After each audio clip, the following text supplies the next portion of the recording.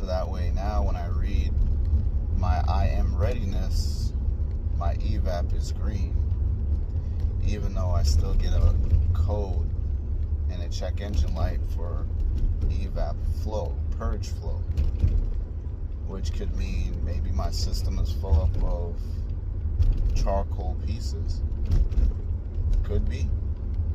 Alright, so I was going to take out the battery tray and clean my grounds and then inspect the forward EVAP, see if there's any charcoal particles in that purge valve, and inspect this line, blow it out, whatever, clean it with MAF cleaner. Alright, so I took these two off of that, alright, because originally they sit down like that, alright, so I took it off, unplugged this, alright. The reason why is because this harness is blocking these hoses for this to go with it, and I just want to pull it all out at once, so I gotta get that off of there. So, and it goes to the idle air control valve and throttle position sensor. So I mean, if I wanted to, I could just unplug it, but where's the fun in that? Yeah. Y'all remember what I said about be careful with plastic parts, right? Guess what? If you're having trouble with a nipple, or a port, I should say, that's plastic, bottom of the hard line. Because now I am out of a front purge valve, unless I could fish that out and just epoxy it or crazy glue it. But look, we got charcoal at the front of this purge flow. So you know what that means. This whole line is full up with charcoal. The canister filter is sucking in charcoal to the front. Y'all know what I'm talking about. The canister vent valve, all that vacuum lines in the back underneath the rear driver's side is sucking in all the charcoal from the canister and sending it to the front, to the intake manifold via this front or forward EVAP system. As soon as I disconnected the hose, it just fell out. Look at that. Charcoal raining out. Charcoal raining out. Still raining out. Yep. So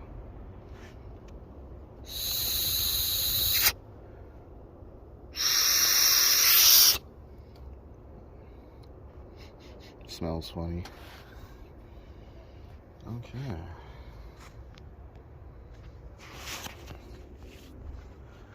Bet you there's still some more.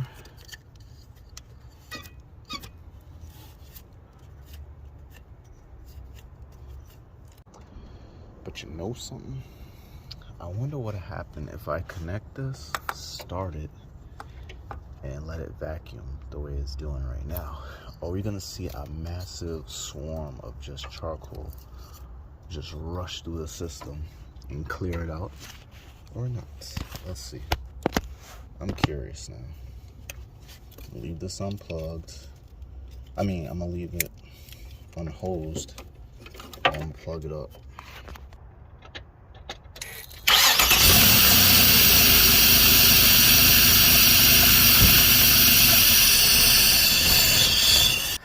I can smell gas vapor. Let's see what happens.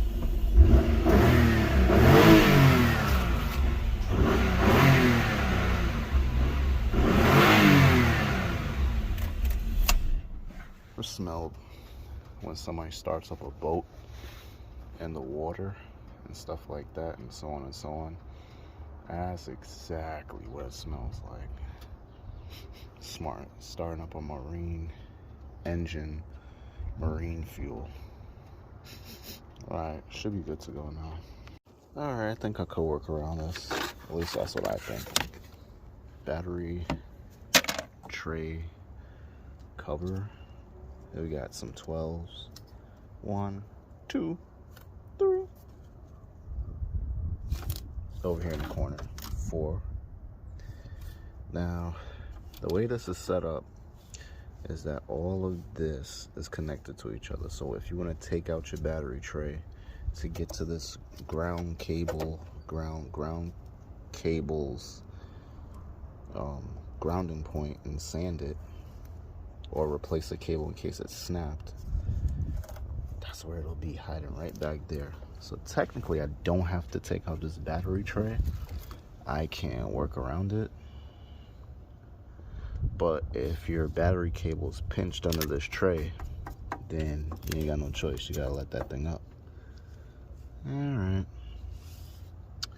Good to know, good to know. Yeah, I definitely need a mount. That shit is getting on my nerves just staring at it. So you can see how the negative battery cable, it affixes back there to the chassis. It comes around, stretches all the way over here, and hold on, give me a second. Where is it? Oh, yeah, right there. And it bolts up to this rusty adapter, and that is a grounding point for the block. So what I'm gonna do is try to take that off and try to clean it up a little bit. Alright, so I got my 12 on it. Let's see if I could just dislodge it from right here and just take it off the car and leave all of that alone, because that's still grounded pretty good. I just want to clean this up. I feel better that way.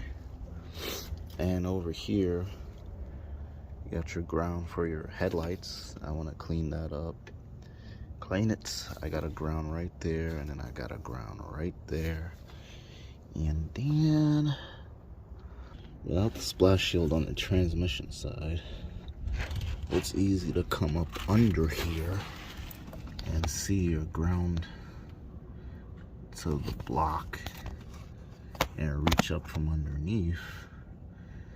If you can't do it from up top, it's better this way, because messing with that part, you can snap it, or you could warp this whole ground. So I'd rather just take it off of there.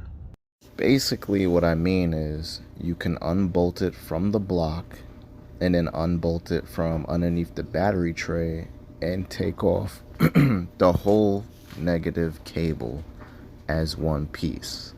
So that way it's less likely for you to warp that plate that attaches to the block.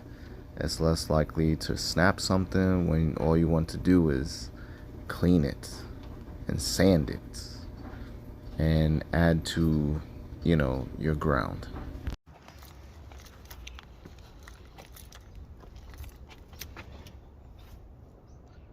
There you go, last bolts. And of course these two 10s.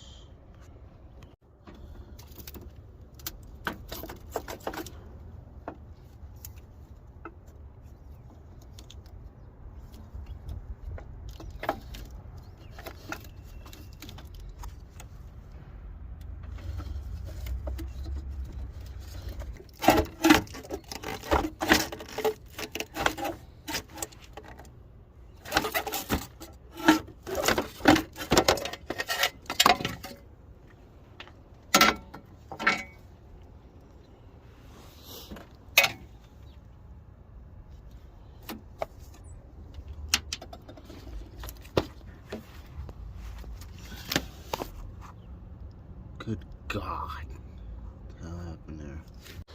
Now, I don't know the reason for me getting the crusties over here, but you know, something tells me that this might be getting ready to snap off from this end back, or from this end right there where it makes a union.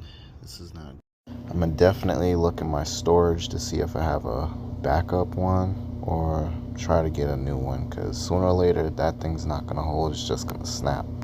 took out that 10mm, so trying to hold the phone.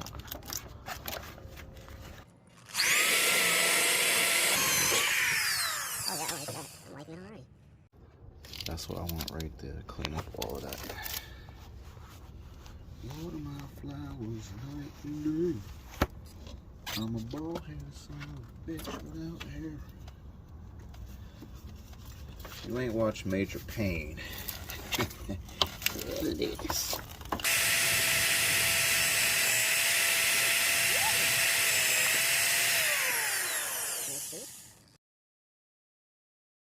You got this laying down. Not only will the bolts, when I clean it, will go through and be grounded, but as well as this surface will be grounded.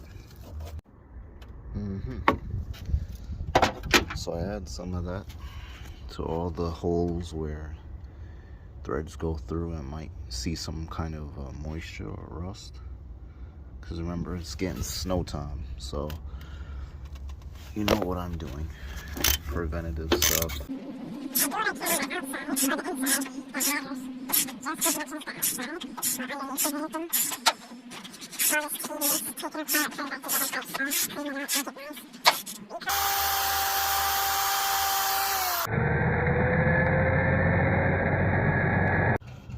Alright, so these are your catches for your battery tie down, whether aftermarket or factory. That's where your J hooks go in from the inside hooking outwards. Another thing is you gotta be careful of your ground cable. Make sure it's behind this loom here, behind everything, behind the tray. And on this part here, this part of the ground cable is going to be very tight up to the frame and where this actual tray bolts to. Make sure you push it away so that way when you zip down all these bolts that your actual ground is not being sandwiched between the battery tray and the frame of the car. But yeah, I got everything seated. Sometimes you gotta get something and tap it down a little bit. Make sure there's proper tension. Here we go. We got contact. Ready, set,